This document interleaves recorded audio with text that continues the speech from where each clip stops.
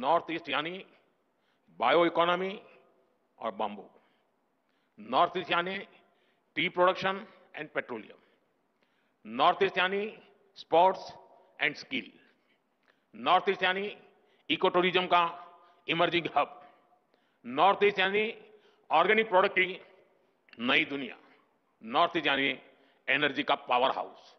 इसलिए north east का हर राज्य कह रहा है, हम निवेश के लिए तैयार हैं, हम नेतृत्व के लिए तैयार हैं। कब तक हम सिर्फ नॉर्थ ईस्ट को एक सुंदर पर्यटन स्थल के रूप में ही देखेंगे? कब तक लोग कहेंगे कि वहां तो बस जंगल हैं, बॉर्डर है और कुछ नहीं? क्या कभी ऐसा दिन आएगा जब दिल्ली, मुंबई और बेंगलुरु के बिजनेस टाइकून गुवाहाटी, इम्फाल और आइजॉल का नाम भी उतनी ही इज्जत से लेंगे? और सबसे बड़ा सवाल, क्या नॉर्थ ईस्ट के युवाओं को अपने ही घर में वर्ल्ड क्लास नौकरी मिल पाएगी? नमस्ते दोस्तों, मेरा नाम है सौरभ चकमा और आप सभी का स्वागत है एक बार फिर मेरे YouTube चैनल पर। आज हम बात करने वाले हैं एक ऐसे समिट की जो केवल एक कार्यक्रम नहीं बल्कि नॉर्थ ईस्ट इंडिया के लिए एक नए युग की शुरुआत है।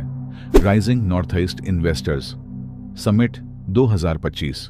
चलिए समझते हैं कि यह समिट क्यों आयोजित किया गया, इसका महत्व क्या है, नॉर्थ ईस्ट को इससे क्या लाभ होगा और किन किन निवेशकों ने कहां पैसा लगाने का वादा किया है। Rising north east investors summit को आयोजित करने के पीछे एक सीधा लेकिन शक्तिशाली विजन था। भारत के सबसे कम खोजे गए क्षेत्र की आर्थिक क्षमता को अनलॉक करना। नॉर्थ ईस्ट इंडिया में टैलेंट है, संसाधन है, युवा हैं, लेकिन किस चीज की कमी थी? सिस्टमैटिक इन्वेस्टमेंट की। बाहर के लोगों को भरोसा नहीं था कि यह क्षेत्र भी एक दिन वर्ल्ड क्लास इंडस्ट्रियल और टेक्नोलॉजी हब बन सकता है। इंफ्रास्ट्रक्चर की कमी, राजनीतिक अस्थिरता और दूरी, इन सब कारणों से निवेशक हिचकिचा रहे थे। इसीलिए भारत सरकार ने नॉर्थ ईस्टर्न रीजन के विकास मंत्रालय डोनर के तहत यह इनिशिएटिव लिया और समिट का लक्ष्य एकदम स्पष्ट था। ग्लोबल और नेशनल निवेशकों को आमंत्रित करना, क्षेत्र की ताकत दिखाना और सीधा सहयोग स्थापित करना। इस बार पहली बार 8 राज्य असम, अरुणाचल प्रदेश, नागालैंड, मणिपुर, मिजोरम, त्रिपुरा, मेघालय और सिक्किम सबने मिलकर अपने टॉप निवेश के लिए तैयार सेक्टरों को प्रस्तुत किया। कृषि, पर्यटन, क्लीन एनर्जी, IT, स्वास्थ्य, शिक्षा, सब कुछ टेबल पर था। और यह केवल एक शोरूम नहीं था, यह एक एग्जीक्यूशन फोकस्ड प्लेटफॉर्म था जहां निवेशकों को पिच डेक्स, लैंड मैप्स, लीगल क्लियरेंसेस और गवर्नमेंट सपोर्ट सब कुछ रियल टाइम में दिया गया। इस समिट का उद्देश्य था दुनिया को यह संदेश देना, नॉर्थ ईस्ट भारत का अंत नहीं, एक नए भारत की शुरुआत है। यह समिट नॉर्थ ईस्ट के लिए सिर्फ एक आर्थिक आयोजन नहीं, यह एक जीवन बदलने वाला अवसर है। क्यों? क्योंकि जब 4.3 लाख करोड़ का निवेश आता है तो विकास का डोमिनो इफेक्ट शुरू हो जाता है। सबसे पहले बात करें रोजगार की। जब असम में सेमीकंडक्टर प्लांट लगेगा, त्रिपुरा में लॉजिस्टिक्स हब बनेगा या मिजोरम में AI based smart hospital develop होगा, तो स्थानीय युवाओं को घर के पास ही हाई स्किल नौकरियां मिलेंगी, माइग्रेशन कम होगा और परिवारों की संरचना मजबूत बनेगी। सरकार और निजी कंपनियां मिलकर स्किल डेवलपमेंट सेंटर्स खोल रही हैं, जहां farming, AI, hospitality, renewable energy जैसे क्षेत्रों में युवाओं को ट्रेनिंग मिलेगी। इंफ्रास्ट्रक्चर को भी जबरदस्त बूस्ट मिलेगा, बेहतर सड़कें, रेलवे और डिजिटल नेटवर्क, दूरदराज इलाकों तक इंटरनेट, हाईवे और बिजली पहुंचेगी। और जब लॉजिस्टिक्स बेहतर होते हैं तो छोटी दुकानों से लेकर बड़े एक्सपोर्टर्स तक सभी को फायदा होता है। पर्यावरण की दृष्टि से भी यह समिट ग्रीन फ्यूचर की ओर एक कदम है। हाइड्रो, सोलर और विंड प्रोजेक्ट्स के जरिए नॉर्थ ईस्ट अपनी पावर जरूरतें खुद पूरी करेगा और बाकी भारत को भी क्लीन एनर्जी दे पाएगा। यह केवल निवेश नहीं, यह आकांक्षाओं का पुनर्जागरण है। समिट तो हर जगह होते हैं, लेकिन यह वाला समिट अलग था। क्यों? क्योंकि पहली बार नॉर्थ ईस्ट को भारत के विकास इंजन के रूप में प्रस्तुत किया गया। प्रधानमंत्री मोदी खुद आए इस समिट को इनॉग्रेट करने।